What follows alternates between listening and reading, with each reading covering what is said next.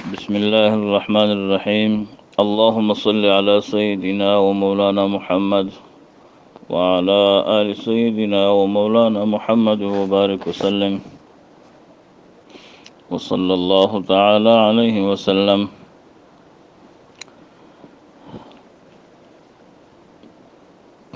اداء حروف باعتبار صفات حروف،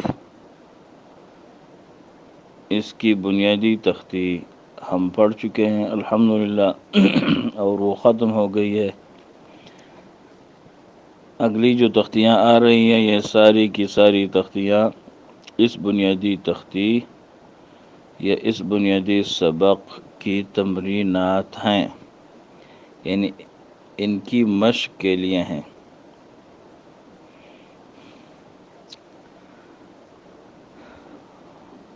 مشق کے لیے سب سے پہلی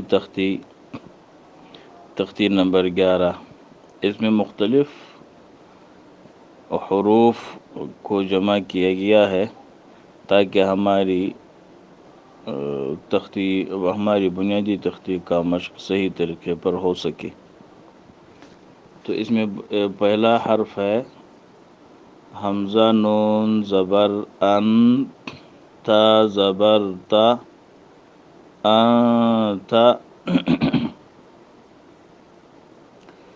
نون اس کی ادا کے لیے پہلے بھی ہم پڑھ چکے ہیں کہ اس کے ادا کے لیے دو طریقے ہیں، اظہار اور اخفا. تو ہم یہاں دونوں طریقے سے پڑھیں گے، لیکن اظہار اور اخفا کے لیے قانون یہ ہے کہ نون تنوین اور نون ساکن جب ان کے بعد کوئی حرف حلقی نہ ہو، تو وہاں نون تنوین اور نون ساکن پر غنہ کیا جاتا ہے.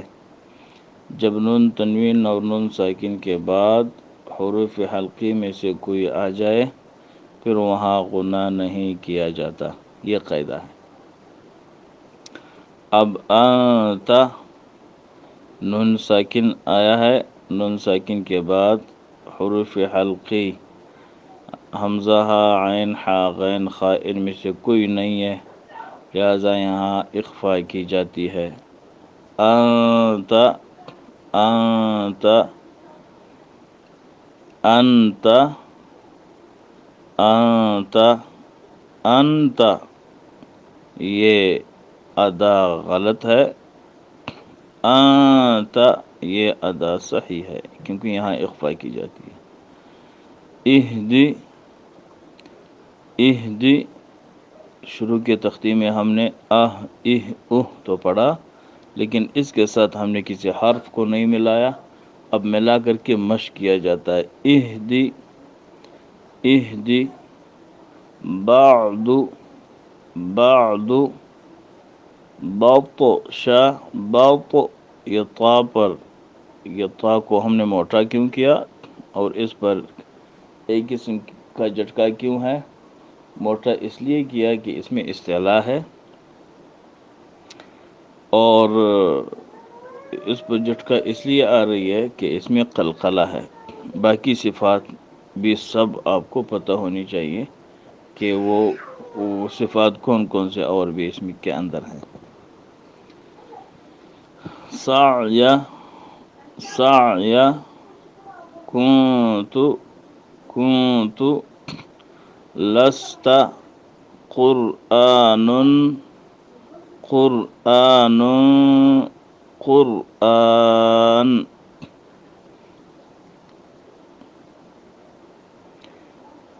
بردن بردن بردا. مریتن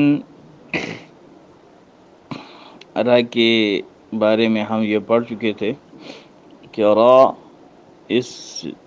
اس پر خود جب زبر زیر ہو، نہیں جب زبر اور پیش ہو تو یہ اس میں تفخیم ہے، یعنی یہ موٹا پڑی جاتی ہے، یہ موٹی پڑی جاتی ہے. اور جب اس پر زیر آ جائے تو اس صورت میں اس میں ترقیق یا وہ پھر نرم پڑی جاتی ہے. اور اسی طرح اس کے ماقبل کے اعتبار سے، ماقبل کی حرکت کے اعتبار سے بھی اس کا یہی حال ہے۔ اس سے پہلے زبر پیش ہو تو راہ موٹی پڑی جاتی ہے، اس سے پہلے زیر ہو تو راہ باریک پڑی جاتی ہے۔ جیسے مریتن، مریتن، مریہ، ارجع، یہ بہت بنیادی حرف ہے، اکثر لوگ اس میں بہت ساری غلطیاں کرتے ہیں۔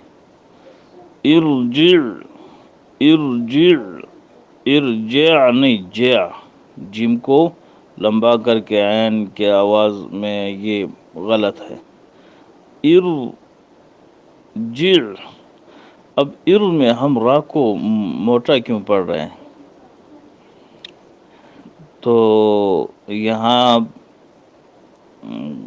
بنیادی بات کہ ہم یہ یاد کریں کہ یہ جو حرکات آتے ہیں، جیسا ابھی حمزے پر حرکت ہے، حرکات بھی دو قسم کی ہوا کرتی ہیں، حرکات اصلی، حرکات عارضی۔ اصلی حرکات اور عارضی حرکات، اس کے لیے ہم کو علم صرف پڑھنا ضروری ہے۔ علم صرف یہ کہاں سے شروع ہوتے ہیں؟ وہ تقریباً جتنا بھی ہے سارے کے سارے علم صرف کا تعلق علم تجوید کے ساتھ، یعنی یہ آپس میں ہم یہ کہہ سکتے ہیں کہ یہ آپس میں بہن بھائی ہیں،